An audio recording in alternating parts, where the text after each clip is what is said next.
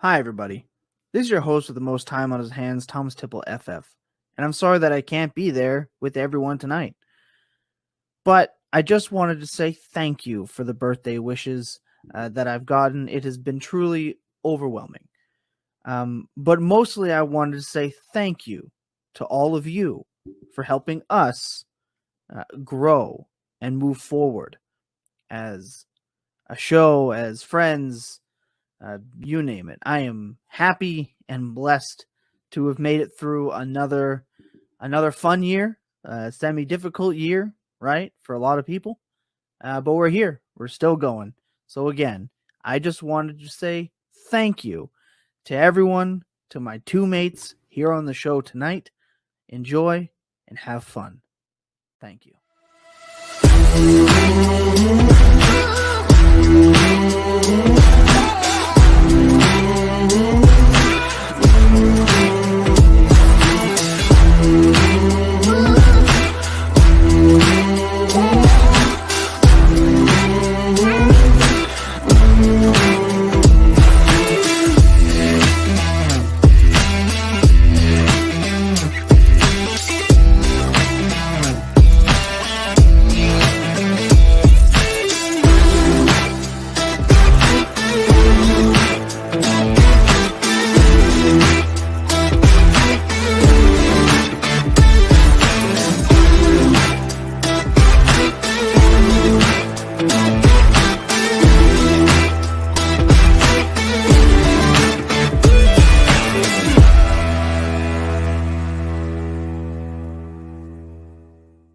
It says here we should work in teams. Who wants to be my spotter? I don't think you should be doing too much gambling tonight, Alan. Gambling? Who said anything about gambling? It's not gambling when you know you're going to win. Hello, and welcome. These mics, man, they get me every time. It's on when the video plays, and so I have my finger hovering, in anticipation, the video ending, me clicking on mute, and then what I fail to realize, of course, is that as soon as the video ends, I automatically get unmuted, and so I actually just muted myself. But flawless plays. Once again, you get to be entertained by my mishandling of the technological aspects of podcast hostery, because the big man, Tom Tipple, as you saw in the opening today, is not with us. He is celebrating his 33rd birthday with the lovely Aaron, friend of the podcast. And so that means it's a two-man operation. It's me and Billy today. Billy, how are you doing? Why don't you tell the people how you're doing? Because in the midst of that intro, I went and got a beer, and it was really fizzy randomly, and so I spilled all over my desk. And so you please vamp for 30 seconds while I wipe this up. Yeah, I as president of the Allen Robinson fan club, we're a very large organization. I have to admit I'm not doing well. But after I spoke with some of the co-owners of the organization, I personally, as CEO, we went to the president, the vice president, down the line a little bit to the higher pieces of the executive branch.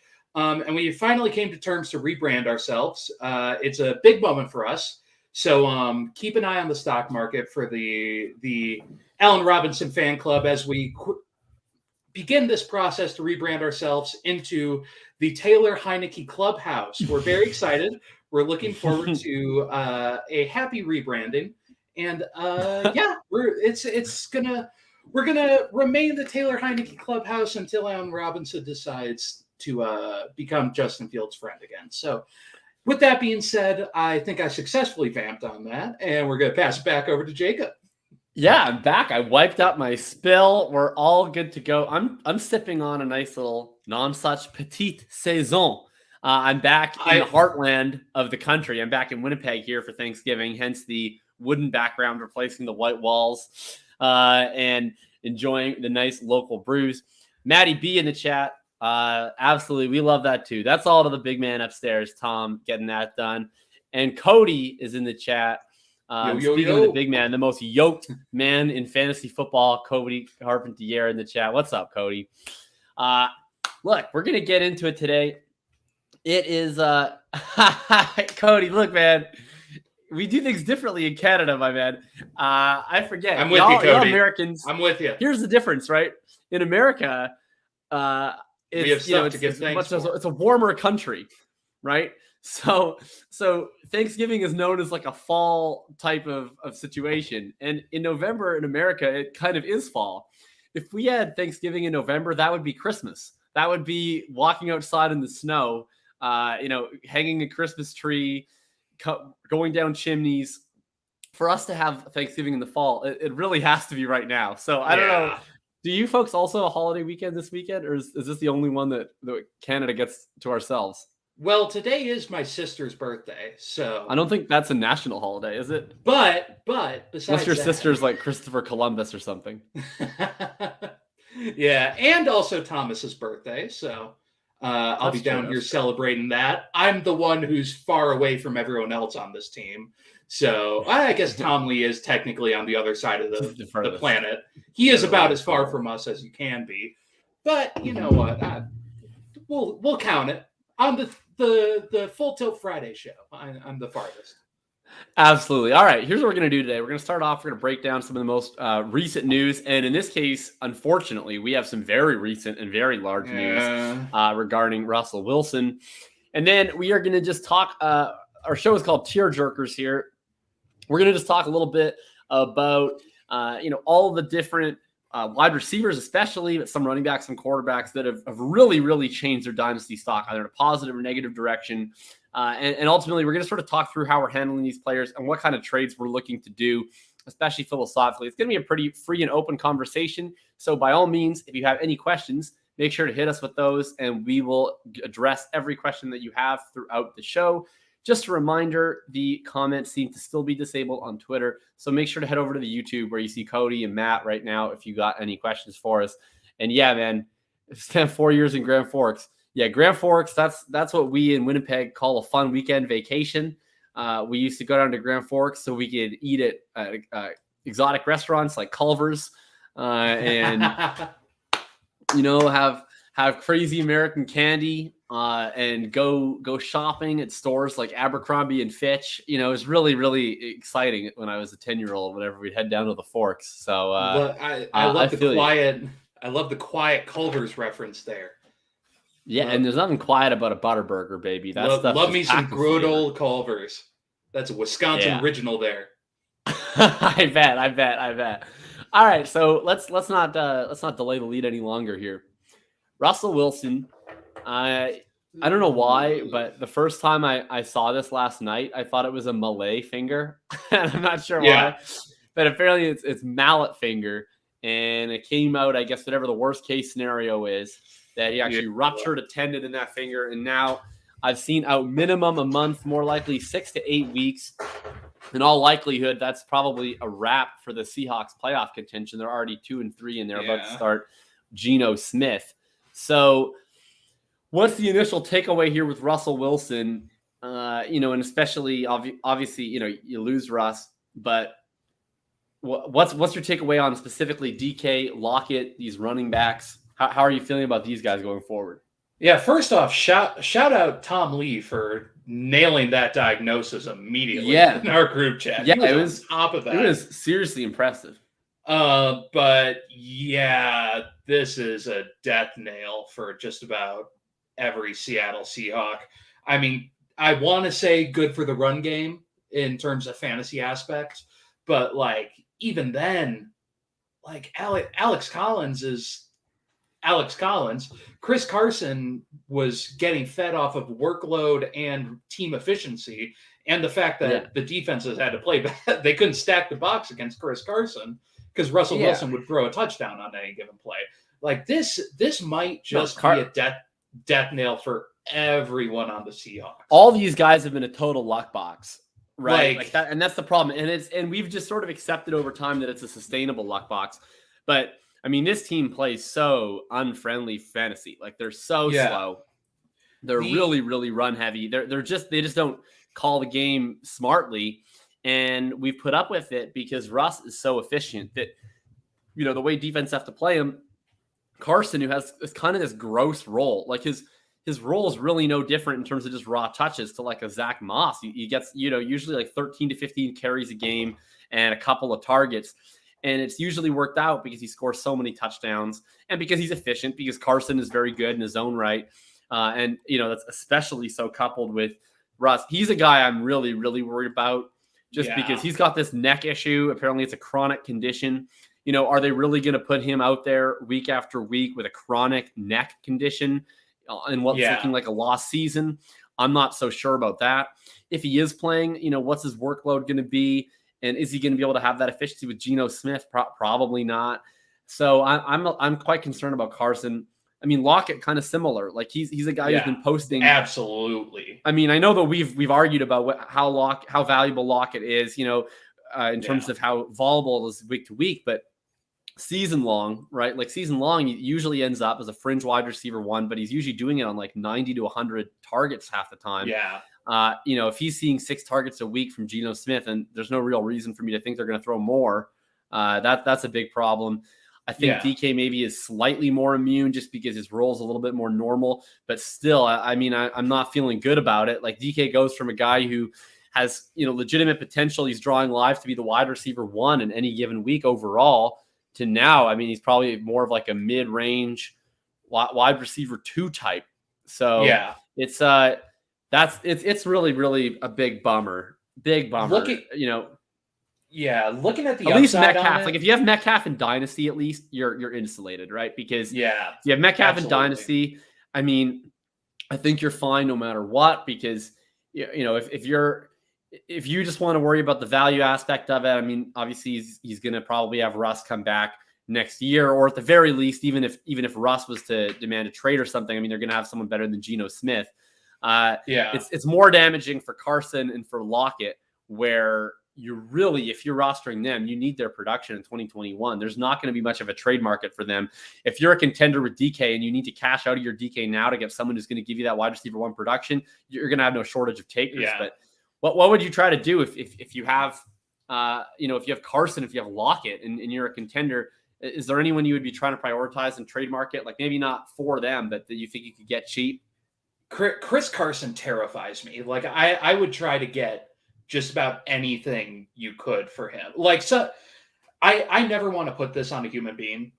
Chris Carson seems like a good enough dude. He posts amazing workout videos. Like those are ridiculous, but this is a very, very sketchy situation with a chronic neck issue as a ground and pound running back, someone who was not known for, shooting around the field.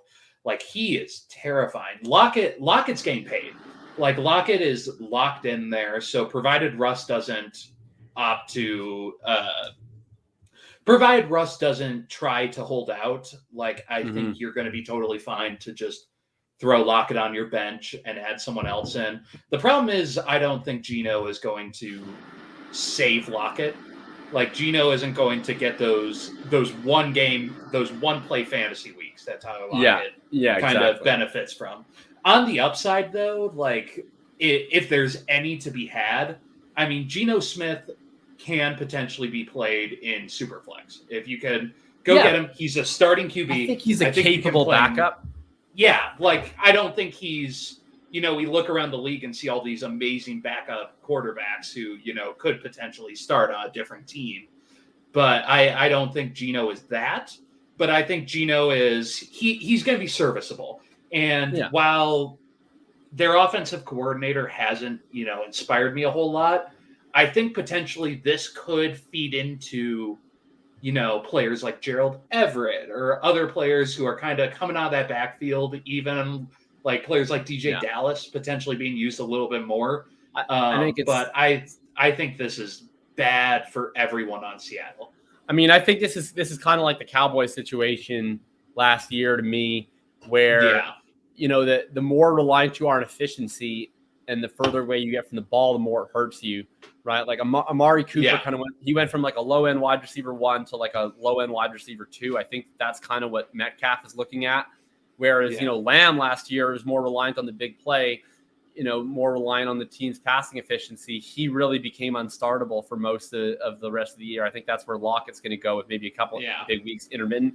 Whereas, Gerald Everett, like Dalton Schultz was actually totally fine last year. I think Gerald Everett could catch a lot of those dump off passes. We saw Will Dissly immediately get a couple targets from Geno when he came into the game.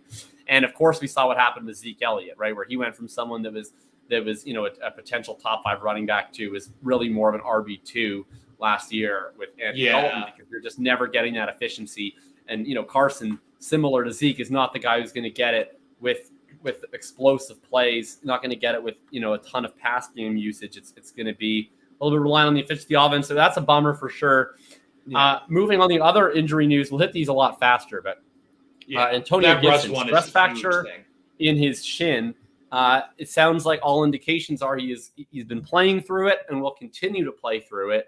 Obviously not what you want to hear. Where are you at on Antonio Gibson? And do you think, obviously I think if you have him, you're probably starting him if he plays, unless you have quite a decent option. But from more of a long-term dynasty lens, like, is this someone that you're open to buying low on due to the injury scare, or is this someone you're willing to sell low on? Because certainly his market's not what it was a month ago.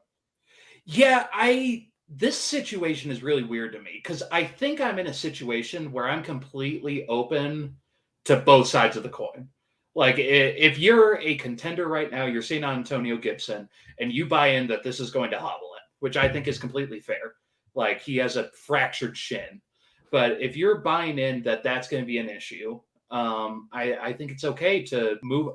Like, Gibson right now in a dynasty league, I think you could trade straight up for some of these ridiculously efficient running backs that are coming out. And I personally wouldn't do that. I think Gibson is an extremely talented player. But I think if you are one of these contenders who, you're hanging on, you're losing running backs by the week. You're not like Jacob, who has been harping on 0 RB all off season. Like, I'm swimming in a pool of Damian Williams shares. Like, if you're not in that situation, like that's the boat you have to play. That being said, if you're in a league right now where you have a contender who just lost their one remaining running back, I'd go out and buy Antonio like right now. And Antonio Gibson isn't going to end up in this Miles Sanders role where he's an extremely talented running back, at least according to every metric we can find, and he's just not getting the ball. Like, I don't see that for Antonio Gibson. Yeah. But I think that there's a potential for this to harm some of that efficiency that he's shown. And granted, he's supposedly been playing through this a little bit, and he's expecting to be playing through it. Antonio Gibson is a player who, through his first year and 4 weeks of his career, he's kind of been apt to play through some of these bang-up injuries, but a fractured shin is a little bit more than that. So, yeah.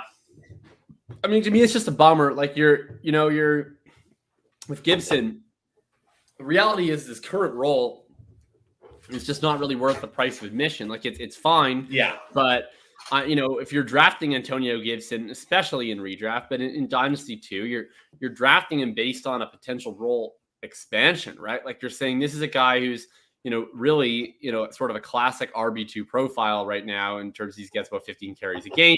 He gets most of the goal line work, but not all of it. And he's going to get his 2 or 3 targets a game.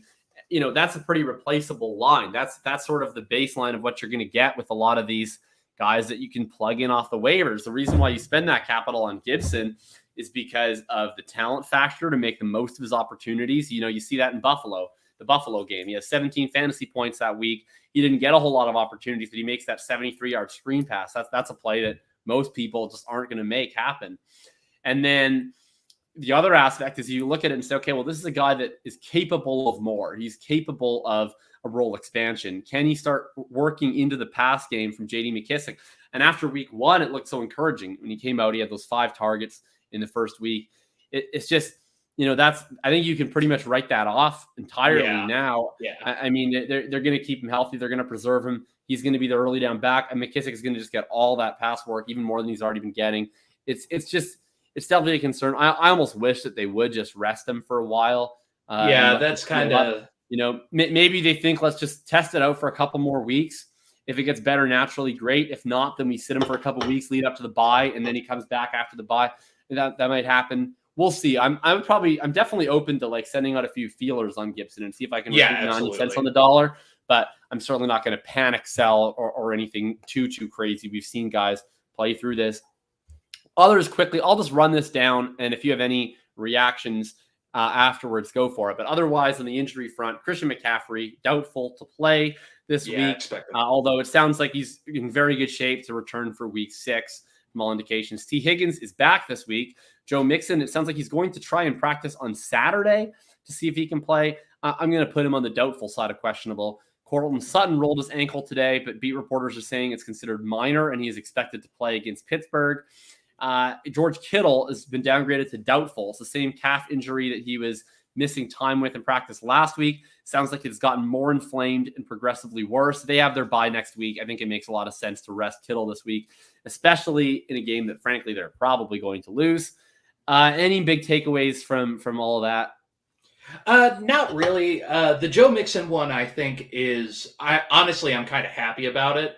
When I first heard about it, it was very worrisome. I'm completely fine if Joe Mixon just sits for a week and comes back. I wish I got to hear that he's playing against that sexy Green Bay matchup. Mixon is scary. Like, especially given his history, I'd much rather Mixon just sits. Yeah, I agree with that. All right, that's all we've got for the news. We're going to get into more of a strategy conversation. We're going to talk about some of the big guys when we come back that have been rising in the Dynasty rankings, how we're handling them, and, in a more three-dimensional way, I think, than just sort of the sell high, buy low, whatever else. What are we actually doing in these rosters, depending on the situation? When are we keeping them? What kind of trades are we actually looking for, from that more strategic lens? So we're going to be back in just a few seconds.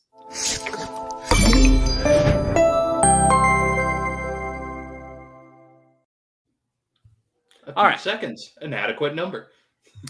Yeah, that was a really quick one. I was not expecting that one to go that fast. So I wish that some of these were long enough to like go get a drink or go do some things. All I can do is like quickly check Twitter, put my phone back down. That's pretty much the extent of it. Maybe get a sip of beer. All right, let's start with this Rams situation actually, because wild night. Because it's fresh in all of our minds. The story the first 4 weeks was a lot of Cooper Kupp talk. Cooper Kupp, after 3 weeks, I believe, is the overall wide receiver one. Is he? I guess he's probably is still. No, I guess Tyreek Hill might have passed him. Anyway, he's been up there, and he goes in. He has a good week in his own right. I think he had 7 catches for 92 yards on 10 targets, I want to say. Yeah. But he was overshadowed, of course, by Bob Trees, who had 14 targets, 12 catches, 150 yards.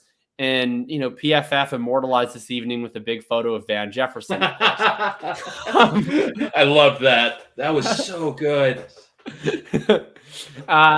Look, so early, if we were doing this podcast 3 days ago, it would have been, oh my God, what are we going to do with Kupp? Is he a wide receiver one in Dynasty? Or is Woods dust?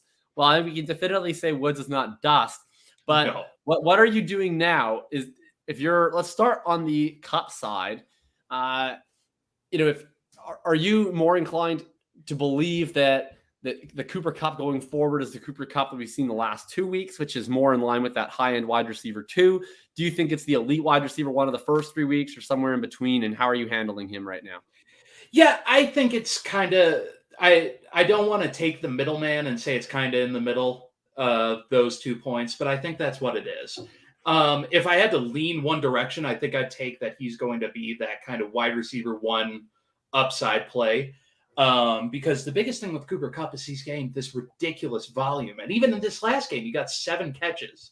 Like your top end wide receiver, you want them to get 7 receptions a game. And that's what he's getting. But like, I think legitimately in this game, the McVay, Stafford has been getting flack about how ridiculous it is that Robert Woods hasn't been getting these touches. And this player who's been a high-end wide receiver the entire back half of his career, basically since he went to LA, is just not getting the ball.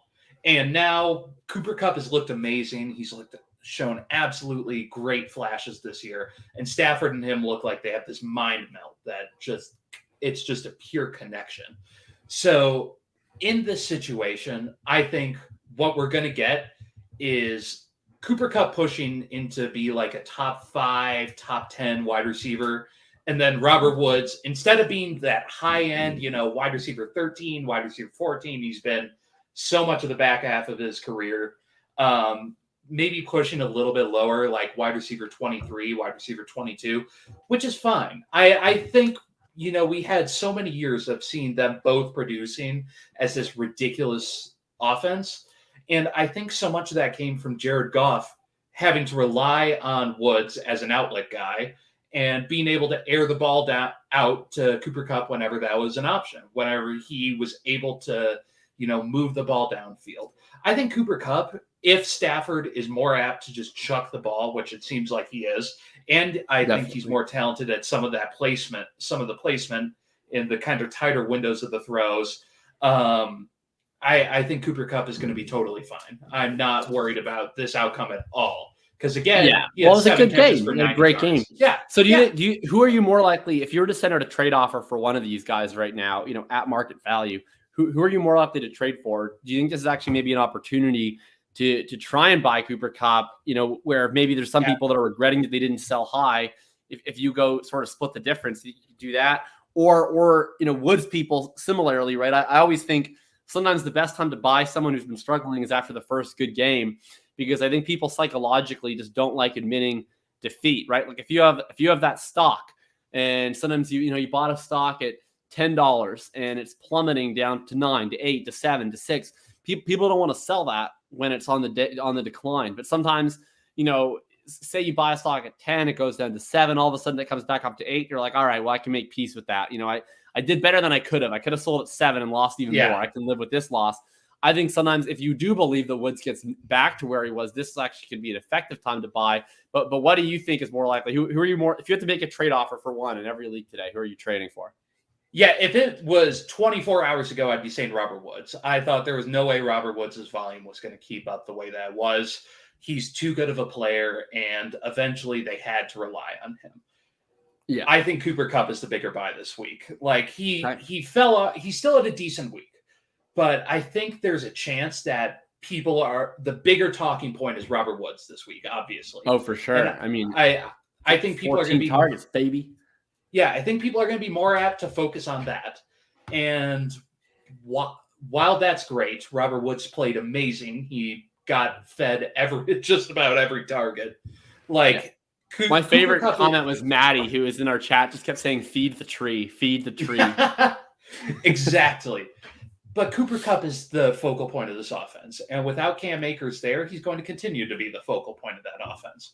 But if I had to go out and buy right now, I think it has to be Cooper Kupp. They're similar ages, and Cooper Kupp just seems to have more of an upside to push to be that high-end player while still maintaining a solid floor.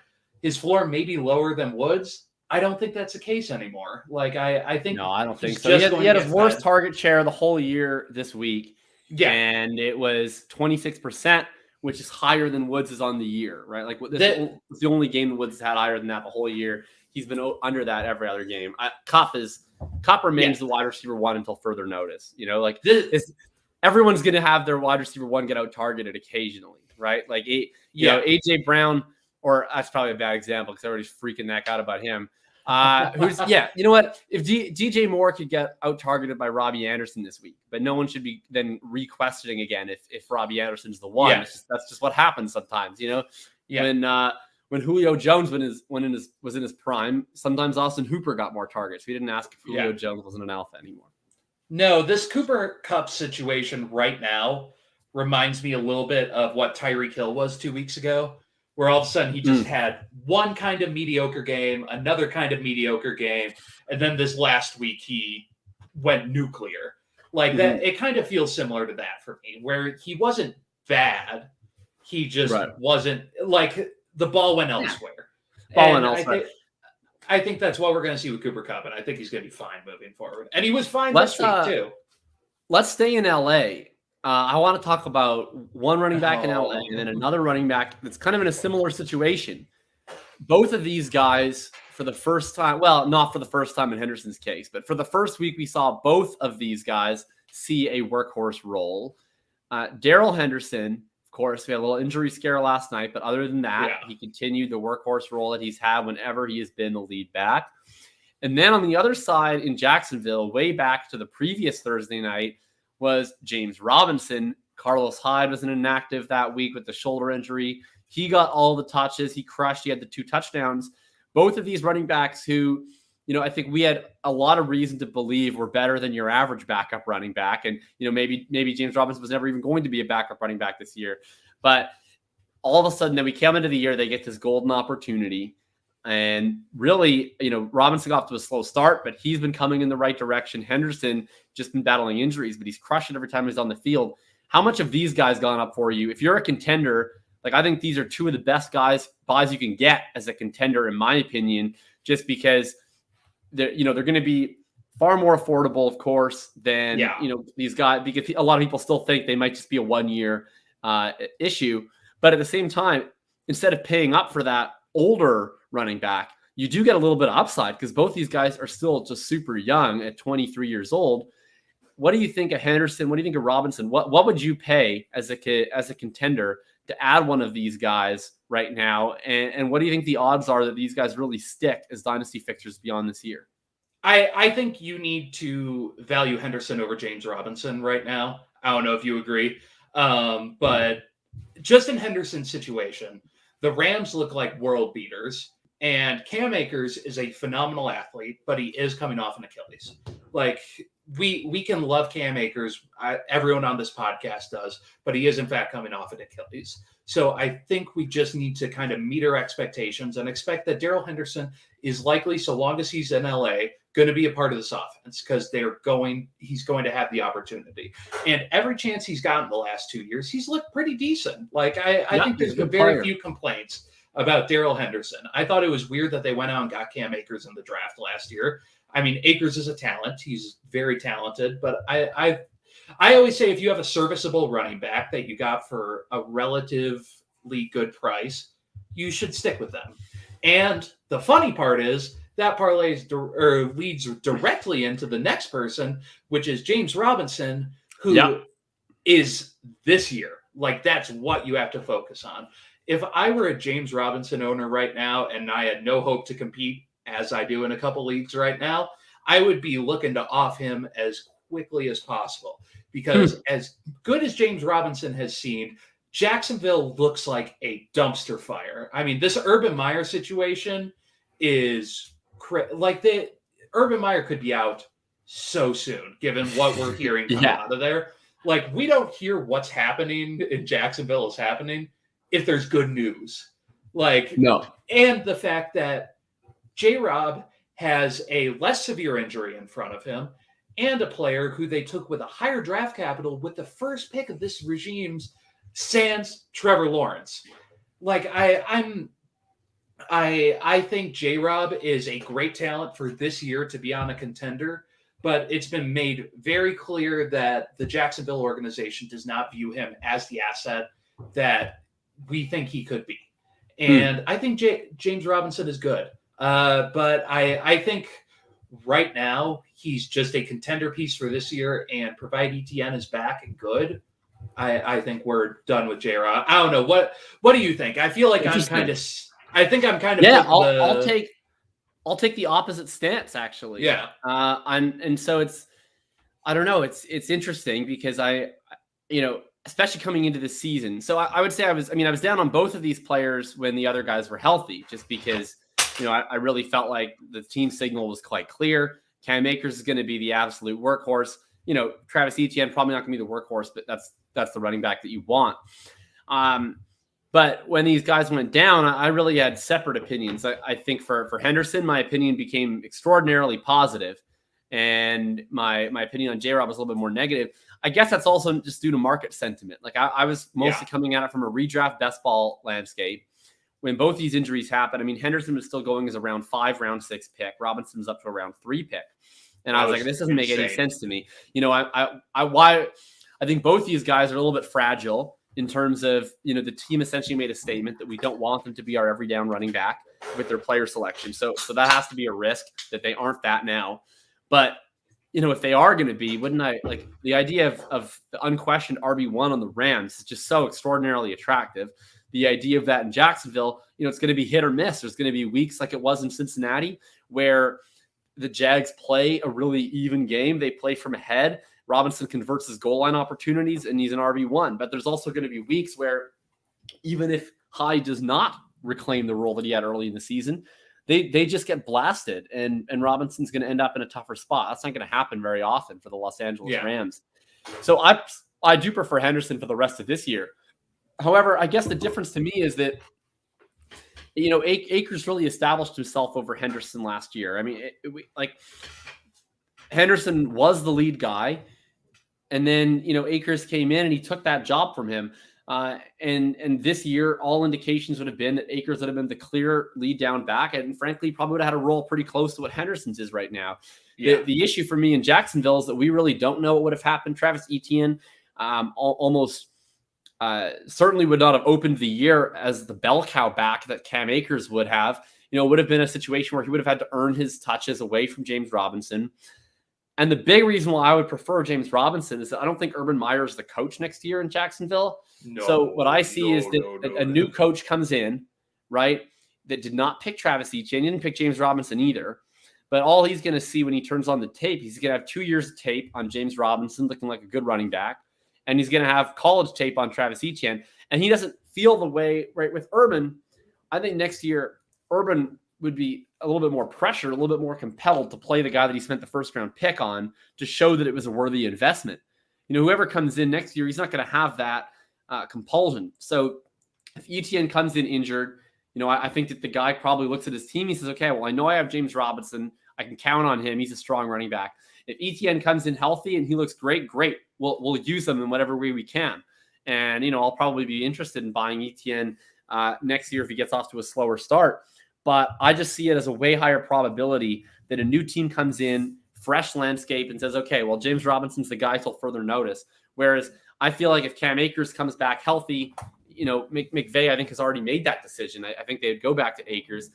And I guess what I also feel is in terms of the next contract, both these guys are going to be on contract years coming up.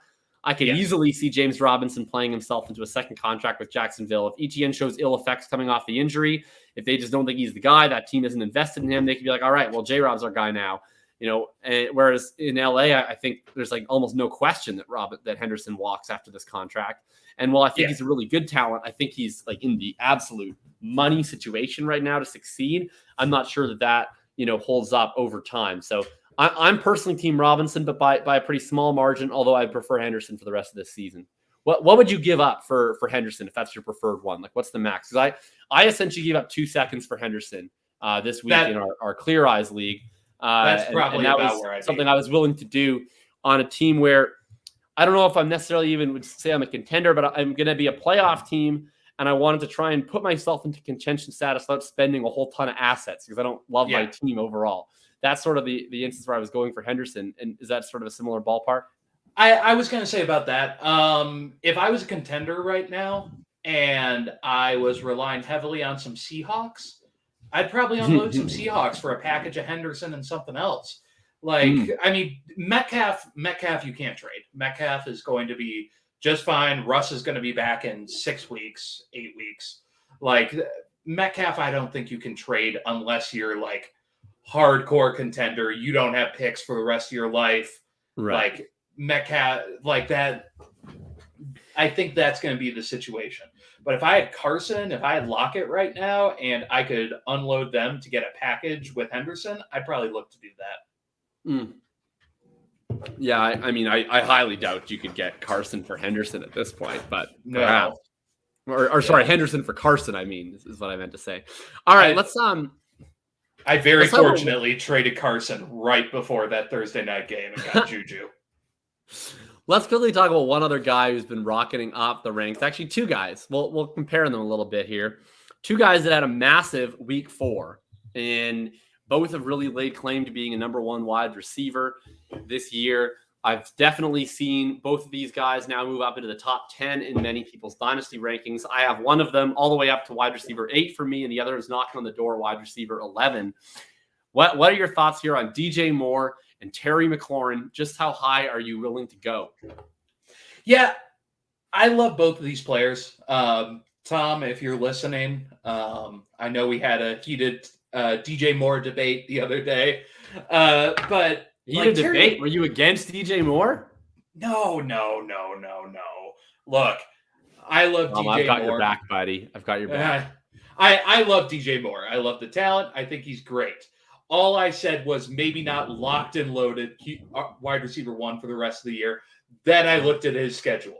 Like I looked at his schedule. Yeah, because you need everything's fine. Schedule to be a wide receiver 1. Fuck you. Like, okay, whatever. Not I don't need to get in on this. But right now, like DJ Moore is so exciting. Provided he maintains the target share he's getting, he's going to be so flipping good. And I was sitting there thinking there's going to be points where teams are going to be focusing so much pressure on DJ Moore. And I still think that's going to be a legitimate possibility. But with the weeks that he's put up so far, provided he plays healthy, he's going to be a wide receiver 1 this year. Like, provided he's playing the rest of this year just fine. Like, I don't think the production he's put up so far can allow him to fall out of that range. Terry McLaurin is my boy, though. Like, I'm so excited about this. Jacob, I know you hate him because he's old. I don't hate Terry McLaurin. This is like, yeah, McLaurin's one of those guys where, like I think I'm sort of colored as anti-McLaurin. I mean, I'm actually over market on McLaurin. Like, I have several dynasty shares of McLaurin. Yeah. It's just like he always goes in a range where there's just other guys that I'd rather take, and usually it's DJ Moore. I don't hate McLaurin. It's just hard for me to buy in fully when when he's old as balls. But anyway, yeah. But McLaurin excites me a lot because now the whole week 4 narrative with McLaurin is a little bit rough because he caught a bomb touchdown at the end that should not have been thrown by Heineke. And yeah, it was a bit of a Hail Mary. He caught it because he's a good wide receiver, and the Falcons are bad.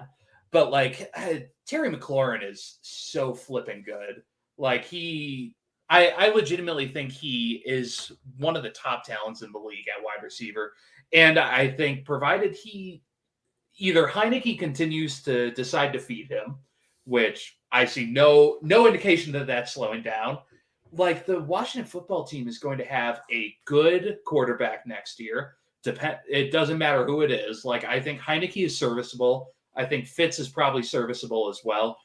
Yeah. And it can only get better in that situation. Like the free agent market what's going to be available for quarterbacks moving forward is going to be so good. And there's potential like Aaron Rodgers going on the market. I don't think they have the cap space to pick up Rodgers, but things are only going to get better for McLaurin. And he's established himself as a player who can take that target share and succeed with it. And right now, with the amount of money they're paying Curtis Samuel, I don't know as though they bring in another like stud wide receiver to line up. No, I mean, why should they? They're paying Samuel a bunch of money. They just drafted De'Ami Brown. Like they're paying Logan Thomas a decent chunk of change. So no, there's no reason to. So I think in Dynasty, DJ Moore is very young. Like that's going to be his aspect. That's going to be really good for him. Sam Darnold looks like the second coming of Christ at this point. Like he looks legitimately good. Like it's weird. Adam Gase can only do what this like second resurrection of Sam Darnold. He shouldn't even get hired to coach high school football. No, not at all. But like Sam Darnold, I don't think he's going to keep up this level of performance. But I think he's better than what we saw in New York. I said he was better than what we saw in New York the last couple of years. Yeah, and he's better than what Moore's ever had in Carolina. Exactly. So all in all, I think these are two wide receivers who are on the rise, who should stay on the rise. I think Terry McLaurin can't keep up his production for this year, but moving forward, I mean, he's locked and loaded. Like I don't. Who'd you rather have? Who'd you rather have rest of season? Who'd you rather have in Dynasty? Rest of the season, I'd take DJ Moore. And Dynasty, I think I'd still take Terry. Like I know. What? Jesus, I know insane to me. I know you disagree. I just think the situation. But if you like more better rest of season, then why would you take the guy who's like 2 years older in Dynasty? Because I don't think there's a chance. I think legitimately Robbie's gone next year. They paid him, and they paid him a ton. But like I think I think Carolina's wanting to move into this kind of defensive play that they've been looking at. I mean, right now they're in a situation where once J.C. Horn's foot recovers, their cornerback core is Stephon Gilmore, C.J. Henderson, and J.C. Horn. Like, that's Dante insane. Jackson. And Dante Jackson, like, that's nuts. Like, there's a situation right now where they could take DJ Moore and Robbie Anderson and put them on the sidelines and just run with Christian McCaffrey and let their defense handle the ball. Like, they're going to be so good moving forward that I don't know as though they're going to need to rely on throwing the ball. And I think Terry McLaurin's situation can only get better. I know we keep saying this every year. But but you know who else plays for teams that don't want to throw the ball? Like DK Metcalf, AJ Brown. Yes. And Justin Jefferson. Exactly. Those are like the three, top wide receivers in Dynasty. Why shouldn't more be in that conversation? Great. That's fine. Washington football team wants to throw the ball. Like that. That's why they brought in Fitz. They didn't bring in Fitz to, like, if they wanted a game manager, they could have went out and traded for Garoppolo. Okay, so if they could throw the ball and if they had a quarterback, then he could join like the Diggs range, which is still behind the other guys. If Terry McLaurin was 2 years younger, which he's not, but he's not fine. Blanche. He's not. But like that's the talent that we're looking at, is pushing into that Diggs tier, into that Jamar Chase tier, into those tiers, and I think it's completely fine. Like, he's still 2 years younger than Diggs, and no, he's not. He's like one. Okay, 1 year younger than Diggs. I'm not even sure he's a one full year younger than Diggs. He's 26. Stephon Diggs is 28. No, he's 27. I'll gladly be wrong on right here. Okay, Stephon Diggs is 28 in November. Okay. So, anyway, like, I think the sky is the limit for Terry McLaurin, provided they get the quarterback that they want to get.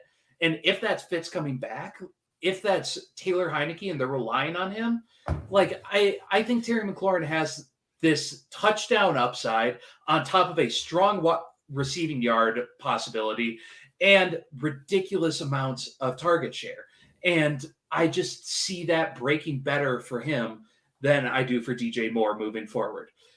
DJ Moore, like, this is a razor thin margin too. I just think Dynasty, I just don't think it's like close. That's all. I don't think it's like a comparison.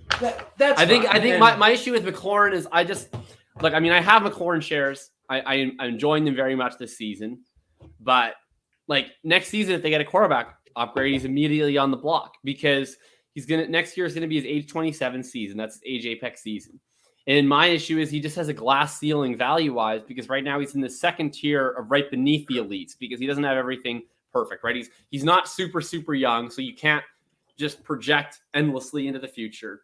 And then he's not Tyreek Hill, Stephon Diggs, Devontae Adams level elite right now, week to week. And probably not a lot of that is his fault. He doesn't have the quarterback situation for that, to have that stability week to week. But he's not there right now.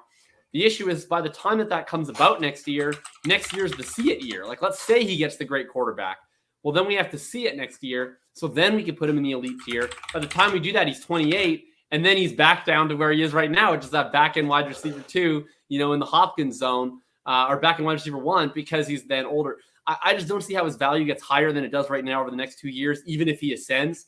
And if he doesn't ascend, then his value dips, even if his production. So to me, he's more of a sell because I just want to get out ahead of it on wide receivers that are sort of nearing that apex.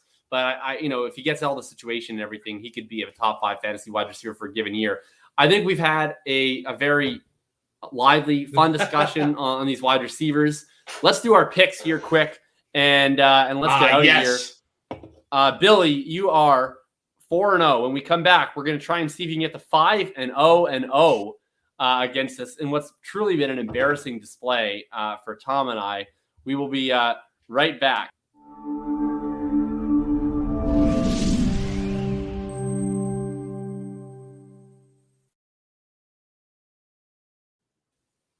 All right. Here we go. All right. Billy, why My don't you start time us to off shine. here? Just so anyone who's watching that has not yet seen what we do here, what we do is we pick players outside of the top 12 at quarterback, out to the top 18 at running back, 24 wide receiver, top 8 at tight end that we think will finish as highly as we can.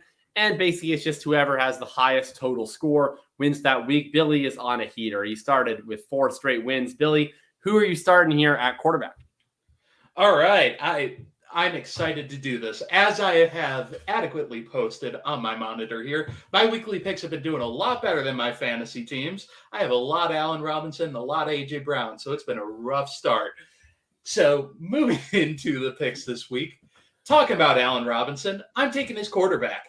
I'm taking Justin Fields against Las Vegas. He showed signs of figuring it out last week. I think he's going to have every chance to figure it out this week. I honestly hope that the Vegas defensive line is good enough that they have him moving around in the pocket a little bit, just because that's what he's good at. He's an improviser. He's good at moving the ball downfield in those kind of spur of the moment plays. Like I think every situation for Justin Fields is coming together, and I just hope that this is the week that we finally see him be the Justin Fields we know and love. Nagy scares me, but I think there's a chance that this is the week. Jacob, who do you got at quarterback? I like this pick a little bit. Don't play these guys because I've sucked at this all year, so just don't play them. Ironically, Billy's actually just doing so well. Like I do pretty much the same format, although I pick usually a few different players just because we use different ranks, different cutoffs. But I do a pretty similar idea on the Wednesday show with Chase and Shane, and I'm winning. I'm actually leading that one. And then, Billy's beat me every single week. So that just shows how strongly Billy is doing. But I'm going to go with Trevor Lawrence. I'm sticking with the rookie quarterbacks. He gets whatever the Titans are calling a defense. I won't make the same joke for the third time on the consecutive podcast about how he's been grinding all week, ready to perform. Okay, I guess I did. But I'm excited about Trevor Lawrence. I'm excited about him in DFS. It's sort of that 3 levels. Okay, level 1, everybody wants to play Derrick Henry. Level 2, wait, what if we're sneaky? We play the Tanny, A.J. Brown. Oh, okay, actually, what if we just play the Lawrence side? No DFS show for me tomorrow, just due to it being the holiday weekend.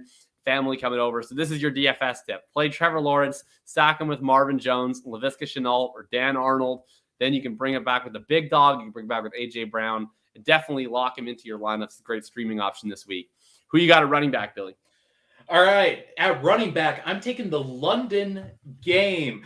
The New York Jets have been playing a funnel defense. They have the worst defense in the league against the running back. The Falcons do not have their wide receivers there. They're going to be rolling out a wide receiver core of Cordero Patterson. And there we go. So with that, Olamide Zaccheaus. I'm going to be taking Mike Davis as my running back. I'm not expecting like this crazy blow up week here, but I think he gets yardage. I think they have to rely on him because they're going to be rolling Cordero out at wide receiver. And I think that the Jets have been running this funnel defense where they want to lose to the running back. We saw it against Tennessee. We saw it so much this year. Like, give me Mike Davis. I think this is the last time I'm ever going to pick him in this segment. But I don't know. The RB18 and beyond threshold is getting pretty rough. So, like, just going in real quick, like the running backs that are currently above that like RB18 threshold, and thus we can't pick because they're too good, they're too god tier right now, are Cordero Patterson, Damian Williams. So with that being said, give me Mike Davis. Billy. Fantasy football, a game we love and a game that brings us together. Drafting an RB used to be easy. Go into the first round, take one with the top workload. But it isn't always the lovable game people think it is. Every year, tens of fantasy players suffer from drafting players with projected workloads. Here are some testimonials from real fantasy players and not paid actors. I drafted Mike Davis. I drafted Mike Davis. I drafted Mike Davis. I drafted Mike Davis. But with the help, Billy, all right, I wasn't sure if we were doing the full thing. No, I can't go through the full thing. Will that be you? Will you be drafting Mike Davis? That probably will be me. Will you smarten the fuck up?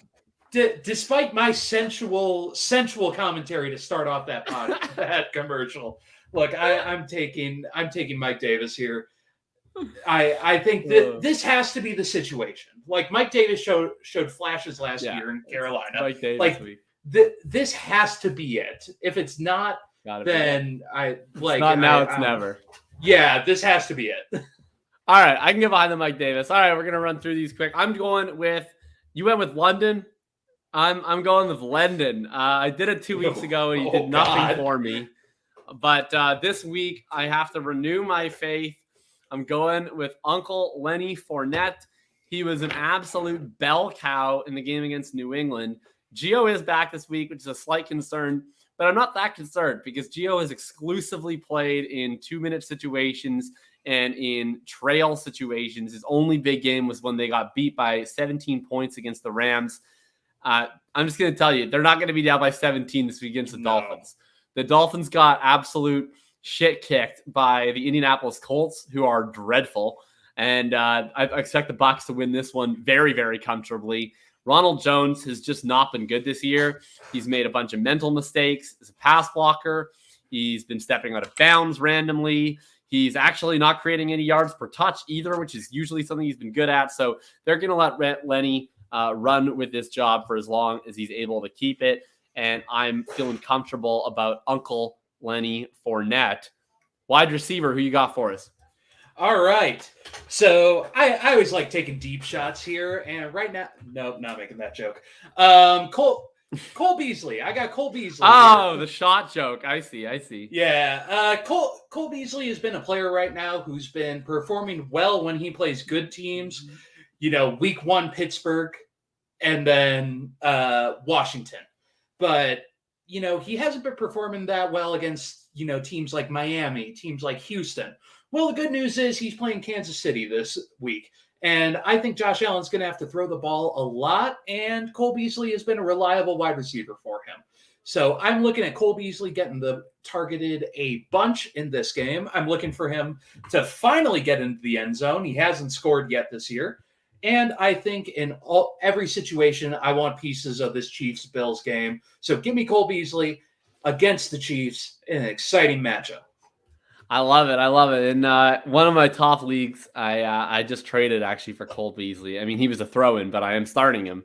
And actually, I was on Sharp Angles, humble flex. I was on Sharp Angles this week with Rich Rebar, and we were doing our picks, and I had to end up going with Vin Beasel himself this week. I'm all in with the Cole Beasley selection. But this week, Billy, I guess you're no longer president of the fan club. You moved on to Taylor Heineke, but I am taking over the Allen Robinson fan club ranks. We already saw one veteran wide receiver get up off the schneid and replant his tree as a wide receiver 1.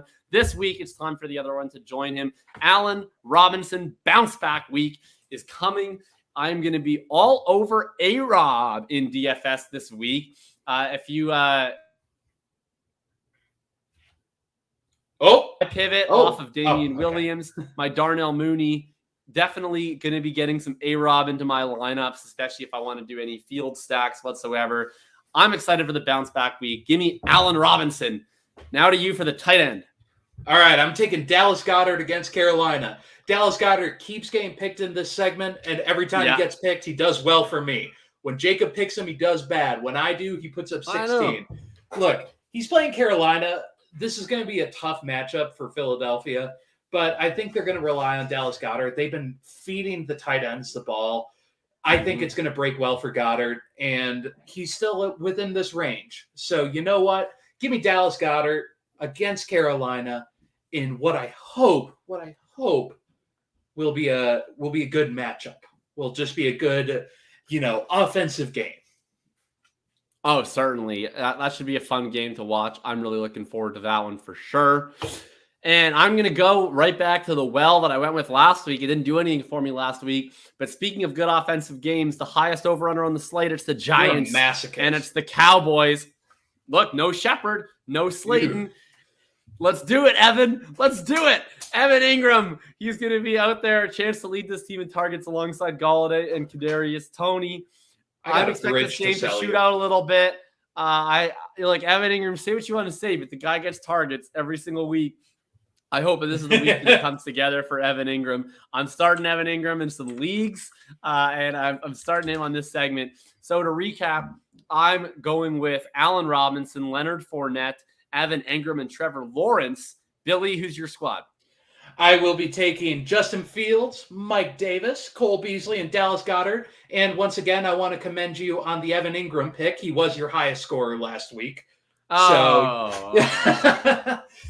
I'm looking forward to being 5-0. So all that being said, I want to hand it back over to Jacob to finish this off. All right, I'll just keep talking trash. Well, I'm going to send it right back to you because this is it for the Full Tilt Dynasty podcast this week. Quick housekeeping note. As I said, there is no free squares tomorrow. It's Thanksgiving weekend up in Canada. I'm going to be spending some time with the grandparents, with the family. So my Saturday plans are taking me elsewhere. I'll be back with no free squares next week.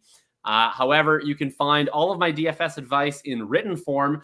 The Week 5 Pareto Principles is live right now on Player Profiler. I'm going to tweet out that link and pin it just right after I get off of this show. And then, of course, if you want other listening of things that I've been up to this week, you can always check out my Wednesday show with Chase and Shane, Fantasy Intervention. And this week, mildly exciting, I was guesting on Sharp Angles with Rich Rebar. You can find that, of course, on the Sharp Angles podcast feed, wherever you get your podcasts. And I retweeted that link out as well if you want to check that out. We talked about Deebo Samuel, Cooper Kupp, some different wide receiver market. We talked a lot about some buy low receivers. We talked a lot about Allen Robinson, if you're a part of the Allen Robinson fan club. And most importantly, we discussed the wide receiver name swag index and why Justin Jefferson's lame-ass name has him in serious danger of losing the wide receiver 1 seat. So make sure to check that out. Billy, where can the people find you? Yeah, you can find me on Twitter any given moment at BigBillyFF. My DMs are open. You can always hit me up with something. It's probably making fun of me or something, but that's okay. I got thick skin. That's why I put the big in front of my name. Nothing to do with anything else. But besides that, we'll be moving on. You can find me here every Friday. You can find my Sunday reviews, usually in your podcast feed on Tuesday morning, running down every single game from the Sunday and Monday night slate. And with that, I should be putting out a new Preview 22 now that I'm getting my feet under me with the semester. So looking forward to doing that. Looking forward to scout some more college football. Looking forward to watching Texas Tech take it home this week. Probably not, but it's our homecoming. So besides that, as always, happy to be here with my boys. Coming home again. Think about me now then. Want to wish Thomas one last happy birthday. And happy birthday, buddy. Happy Thanksgiving moving forward. With that, I got nothing else. Jacob, what about you? I got nothing. Xander Bogaerts just homered and brought the game back to 5-4. So it's only bottom 3 or top of 3. It's already a 5-4 ball game here with Sox and Rays. So I'm going to head over, watch the end of that, root for my Red Sox. The Brewers already won. Yeah, congrats on the Brew Crew, man. Good year for Wisconsin sports. How about that? Wisconsin. Bucks win. Aaron Rodgers is still a Packer. And, you got exactly the Brewers potentially making a run here in the Major League playoffs. So, all right, take care, everybody. And always remember this one important thing. Well, it's Clear Eyes, Full Hearts, but I think we just do the thing twice now. So, all right. We'll see.